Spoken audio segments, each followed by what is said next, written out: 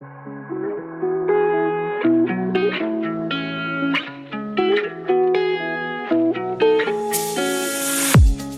listening to an AINC original podcast.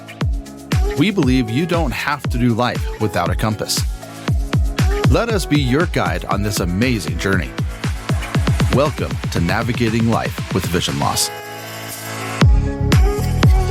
Hello, and thank you for joining us for Navigating Life with Vision Loss. I'm your host, Kim Wardlow. I just want to thank everyone who was on our hike this past week, Audio Information Network of Colorado, that produces this program. Had our fundraising hike this last weekend, and we were here in Chautauqua, right outside of Boulder, Colorado, and had hikers who are blind or had some level of vision loss. We had sighted hikers, sighted guides. So it was really a great event. So thank you for everyone who attended, and certainly to our sponsors. It was a fun event, and we'll be doing it again next year. So stay tuned for that.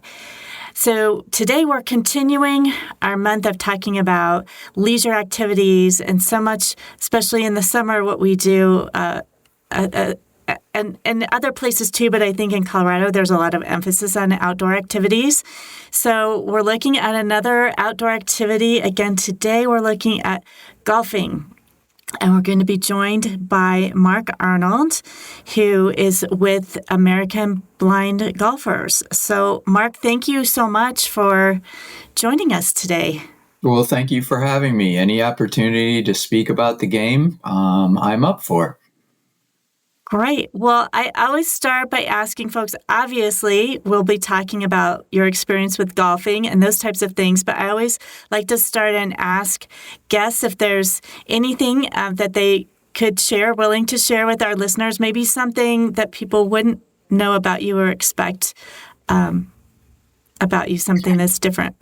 Well, when I was in college, and certainly legally blind at the time, I went skydiving. So that was one of the more unusual things I've done over the course of my life.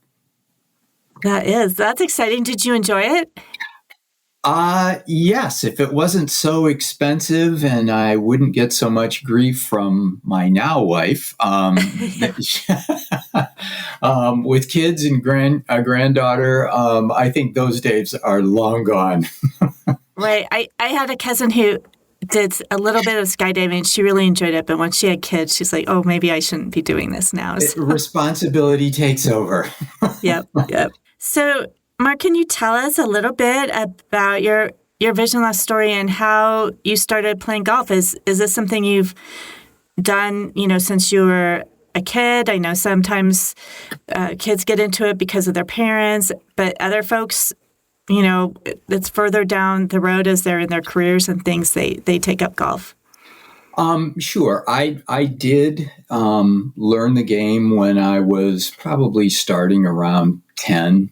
As far as my sight loss, I have Stargard's, as well as two of my brother and sister have it. My oldest sister did not. And onset took place probably right around when I was 9 or 10. So I started learning golf even when I had limited vision, but my father was a very good amateur golfer. And back in the 1960s, I'm sure his friends thought that he was kind of nuts, teaching me the game, particularly since my vision was going to continue to decline. But I loved it. I learned to play at a young age. I caddied for him. And through my teens and 20s, I became very good at the game. Not sounding boastful, but I carried a single-digit handicap, which is pretty good if there are folks listening who are golfers. But as my vision continued to decline, I wasn't competing with my buddies as well as I used to. And I sort of stumbled on blind golf and got involved. And for the last 20 years plus, it's certainly been a very integral part of my life.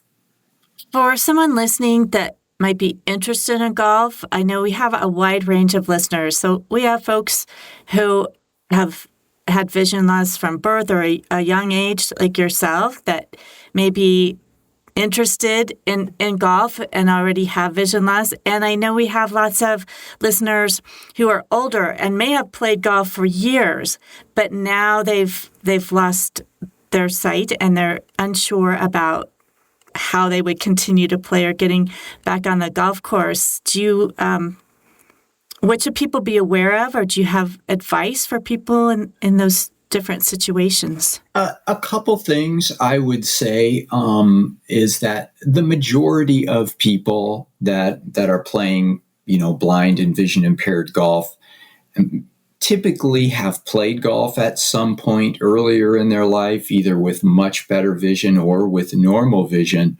But I will add there is a person, Phil Blackwell, who I consider the best totally blind golfer I've ever met.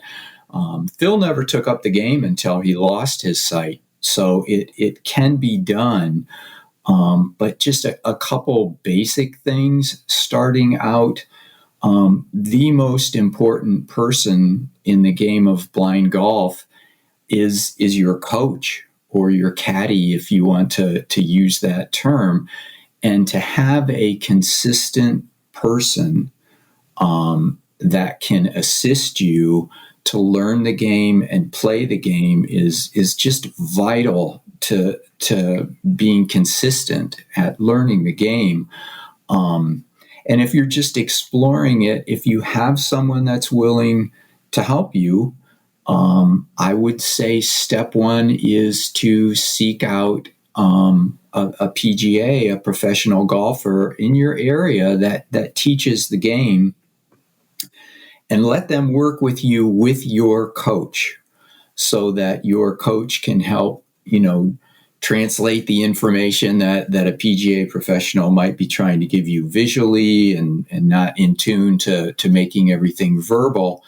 But learning the game the correct way and having a consistent coach is vital. It is the difficulty, I think, with golf as far as blind and vision impaired folks go, is that it's just one of those games that you're going to really struggle with at the beginning. Sometimes I draw an analogy between chess and tennis. Nobody starts out and you would be able to do the activities and be good at it. It just takes time to learn the game. But it's a game it's filled with repetition.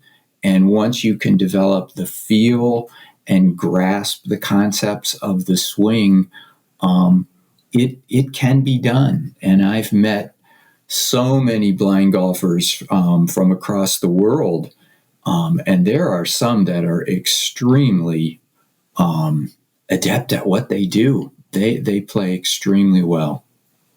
Well, I would imagine even if you've been playing golf, to then approach it with some level of vision loss, especially if it's a more extreme level of vision loss, you would have another learning curve. Even if you know the game well, you'd still need to be patient with yourself too, and work with somebody. It is a transition. It is a difficult transition, but most people that play golf, if you get hooked, you want to keep playing. And even though it may be frustrating as your vision deteriorates, you can adapt and still continue to play. There's a video demonstration with my fellow national director where he's being interviewed on our websites. And, he was a very accomplished golfer before he lost his sight. And he said when he decided to quit, it was because he could no longer get the thrill of watching the ball fly through the air and land on the green. And that's why he quit. But his wife wouldn't let him. And he said once he started to learn the techniques of blind golf, he just was exhilarated to play again. And he is now one of the best B2 golfers in the world. Wow. Can you speak a little bit more to the techniques of blind golf? I know individuals that may be familiar with other types of adaptive sports, such as beep ball or even hockey, where a puck or a ball is making a sound. My understanding is that's not the case in golf. So what are the techniques that a blind person would use that's playing golf? Okay. Maybe to answer that in a different realm, maybe I'll just go through in a very brief way how I would go about hitting a shot with my coach. So first of all, there truly are no adaptive pieces of equipment. The ball does not emit a sound. People are not tapping the cup or hitting a flagstick or anything to give you something to hone in on. But first and foremost, we cannot play without a coach. The coaches begin as we walked up to a shot, and I'll give a general example. So let's say we're lucky enough, we're in the fairway, we're 150 yards from the green. So as we get ready to hit the shot, my coach Randy will say, we're 150 yards out. He may or may not say if there is a bunker that's going to be in play or water. He may say if the pin is in the front of the green or the back of the green, but he'll at least let me know the yardage. And very quickly, between the two of us, we'll decide on what club we're going to hit. And then for me, because I have a little bit of residual vision, he will stand in front of me, and with the club, he will point to the target. Now, that's just an initial alignment for me. So I can then get myself in an initial position, but Randy will take the club head. As it's the club is in my hand, but he will take the club head and put it directly behind the ball. And he will hold it firm, and that is my key to know that's where I need to be set up. So I will take my full grip. I'll make sure my legs are in the right position, because we can't touch the ball. You are not allowed to touch the ball until you make the shot. And so when he gets up, he'll take a couple paces back behind me, just make sure we're lined up where he wants to go, and he'll say, looks good. And once he says looks good, that's my key to go ahead and start my swing and hit the ball. With a totally blind player, it's kind of hard to verbalize it, but many times they will take a golf club and hold it parallel to the ground and face their golfer, and then move them into position so that they are in the right stance to begin the procedure, like I just mentioned about putting the club behind the ball, making sure it's in alignment, and then go through the swing. But in a nutshell, our coaches are just getting us in the position to make the swing. So not oversimplifying it, but once a person can get the grasp of the golf swing, and they can begin to swing the club the way it's intended, then it's all in the coach's hands to get us in the position to get ready to make the swing and hopefully get a good result. Yeah, so that sounds to me very similar maybe to a sighted guide on a hike or skiing, or somebody that gives you that information. So you're still doing the activity yourself, but they're giving you that information about your environment that you need.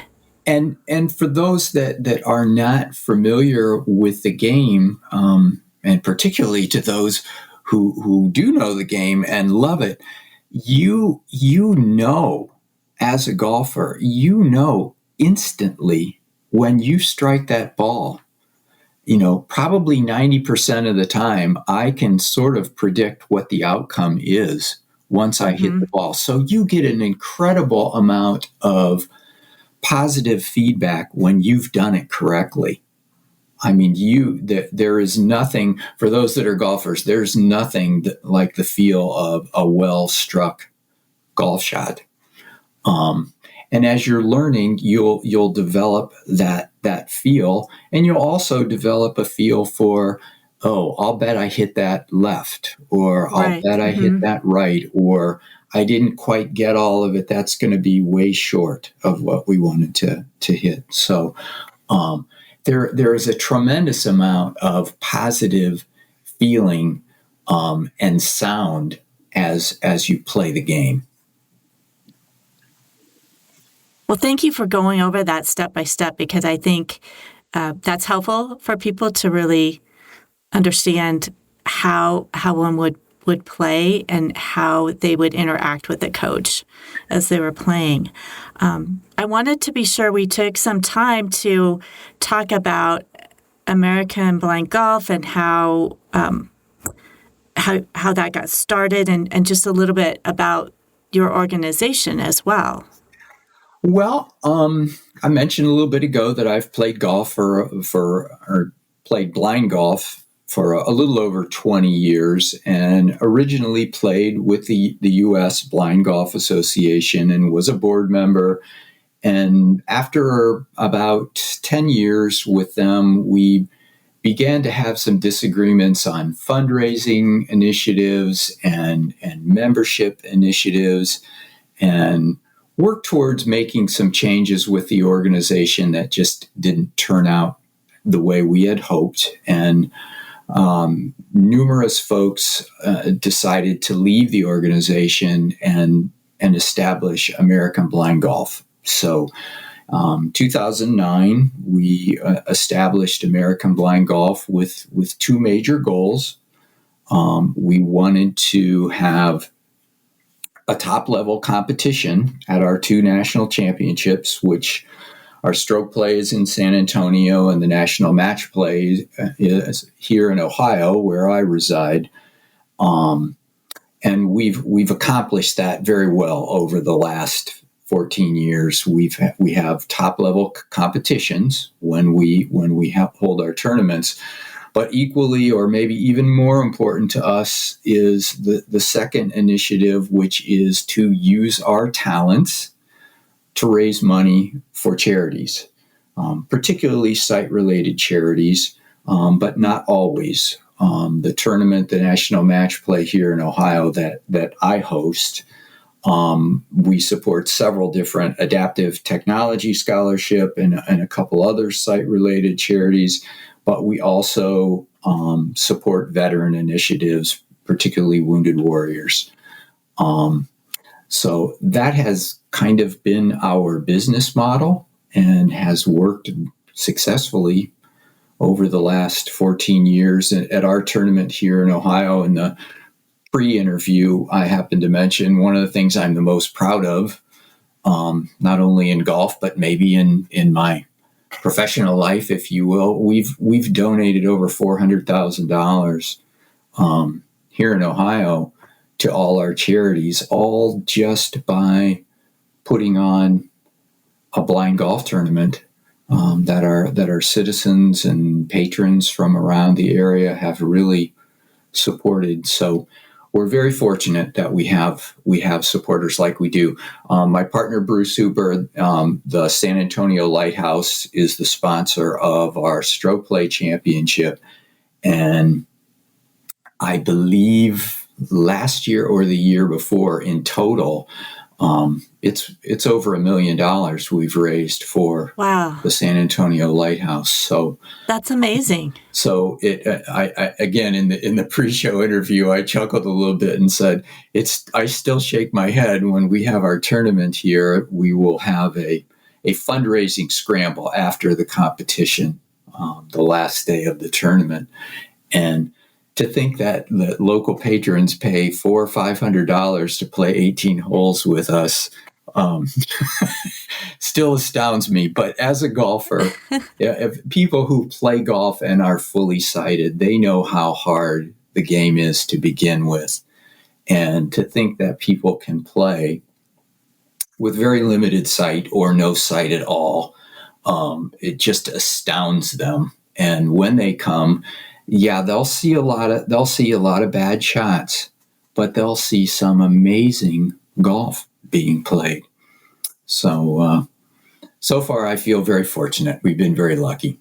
And how would a person get in touch with you or your organization if they're interested in that, or how does a person work with your organization if they're not necessarily in Ohio, or local, but are interested in golf? Sure.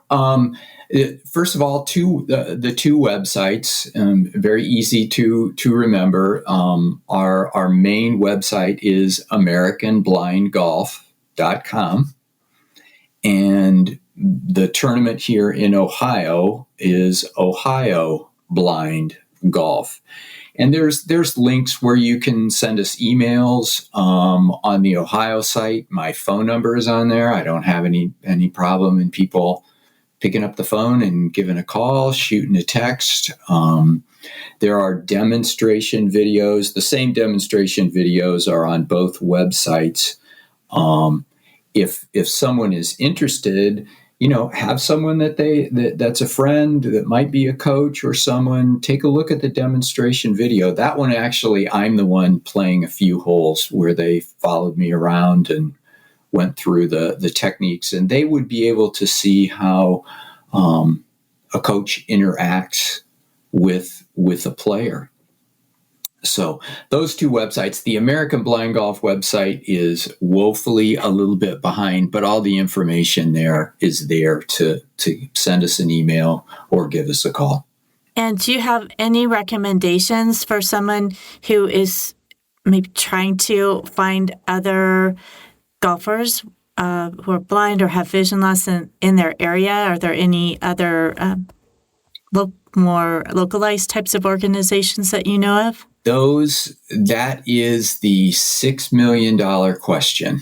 And if you would want to use the term that blind golf is a niche sport, as blind hockey is a niche sport, as our sports are kind of a little bit of a niche activity, that's the most difficult part. The hardest part about doing what we do is when people contact us and say, well, how can I get a coach? Or can you give instructions? And the unfortunate answer is we just don't have a way to deliver that. And that's why, going back to the beginning part of the interview, if you're thinking about it and you have a friend, a buddy, a relative that would be willing to help you, go and seek out a PGA professional and go to a driving range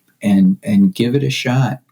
And you'll probably miss the ball 10 straight times and you'll get frustrated, and all of a sudden something will click and you'll make contact, or you'll make a putt on a green if you practice, and you might just get hooked. But it is difficult to get started, but it's so worth it if you can give it a shot. And what do you have to lose? If you're a blind or vision impaired person and you want to be active and you want to do different things, give it a try. If it doesn't work out, there's all kinds of sports out there, but it just might get you hooked. Yeah. Well, and really just an opportunity to advocate for yourself. And like you said, have a friend or family member go to your local golf course, talk to them about a professional that might be able to help you. So really advocating for yourself, maybe start your own group if you have other friends with vision loss that are wanting to play. You could start your own blind golf club maybe. Sure. I live probably within, about 50 miles from Cleveland, and there is the Cleveland Sight Center, and they do have their group.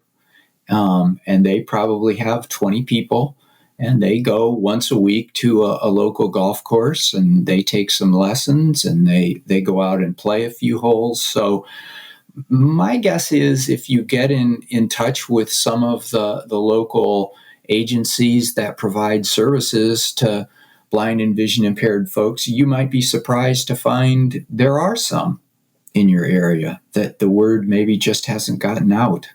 Well, I know golf is very popular, and so I can't imagine if you did a little bit of research and digging, you would find someone, and maybe someone who's been playing and has adapted and continues to play after losing some vision. So I'm sure those folks are out there, as you said, in other low vision and blind groups in the area. Yeah. Well, thank you so much for joining us. Is there anything else that you'd like to let our listeners know or encouragement for them? Well, maybe just in a little wrap up, I know that it has been, the game of golf has been just very rewarding to me. I was in education for 35 and a half years, and for me to be able to go out and play golf a little bit with superintendents and fellow teachers and other people, it enriched my professional life as much as it did being a leisure activity. And being involved with it so long, I've been lucky enough to play golf most of the states around the United States, and played golf in Northern Ireland and Japan, and Wow. it certainly opened up a world for me. So besides just the little leisure activity, you never know what other offshoots you might get to enjoy because of it. That's true. And I think many people have started to play golf for work-related reasons. Sure. And to be able to interact with people in their work environments or clients. So I could see where that would also be a benefit. There's always golf outings for just about all businesses, and if whomever you happen to work for, if there's a scramble and word gets out that such and such a company is bringing their blind golfer with them, that company is going to attract a lot of attention. Right. so there are lots of benefits to the game, that's for sure. Well, I really appreciate you taking time to talk with us, and I'm sure our listeners have learned a lot, and maybe folks that didn't even consider that golf was a possibility, hopefully they will go out and try it. As you said, I think people will be hooked, or continue golfing for folks that have been golfing for years. And as you mentioned, your friend not feel like they had to give it up just because they've lost some vision. Absolutely. Great. Well, thank you for joining us.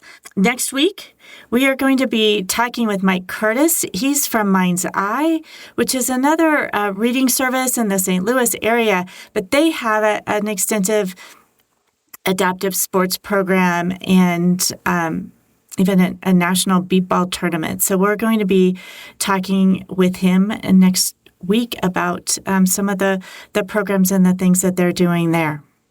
So we hope that you join us again as we continue talking about sports and leisure activities. We hope that the information that we shared today with you and in our other podcasts help you to navigate your life with vision loss.